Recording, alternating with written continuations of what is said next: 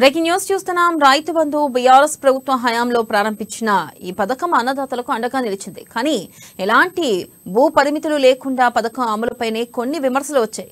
వాటిని పునర్సమీక్షించి రైతులకు అందించే సాయాన్ని ఎకరాకు 10,000 నుంచి 15,000 రూపాయలకు పెంచుతామని ఎన్నికల ప్రచారంలో కాంగ్రెస్ పార్టీ ప్రకటించింది. తదనుగుణంగానే ప్రత్యేక దృష్టి సారించింది సీఎం రేవంత్ రెడ్డి. ఇక రైతు బంధు పేరును రైతు భరోసాగా మారుస్తూ ఆదేశాలు జారీ చేసిన ప్రభుత్వం పథకంలో మార్పులు అమలు రూపకల్పనపై కసరత్తులు చేస్తుంది. కౌలు రైతులకు సాయం అందించాలనుకుంటున్న సర్కార్ క్వింటాల్ వరి ధాన్యంపై 500 రూపాయల బోనస్ అందించేందుకు సిద్ధమవుతుంది. దీంతో కర్షకుల్లో నూతన ఆశలు చిగురుస్తున్నాయి. మరి రైతు భరోసా పథకానికి కాంగ్రెస్ ప్రభుత్వం ఎన్ని కోట్ల రూపాయలు ఖర్చు చేయనుంది? ప్రధానంగా రైతు బంధు రైతు భరోసా పథకానికి ఎలాంటి మార్పులు చేర్పులు ఉండనున్నాయి?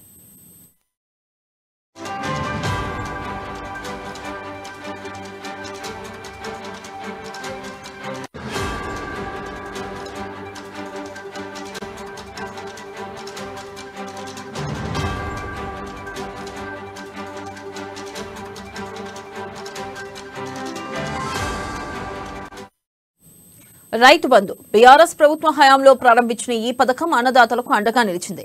కానీ ఎలాంటి భూ పరిమితులు లేకుండా పథకం అమలుపైనే కొన్ని విమర్శలు వచ్చాయి. వాటిని పునర్సమీక్షించి రైతులకు అందించే సాయాన్ని ఎకరాకు 10,000 నుంచి 15,000 రూపాయలు పెంచుతామని ఎన్నికల ప్రచారంలో కాంగ్రెస్ పార్టీ ప్రకటించింది.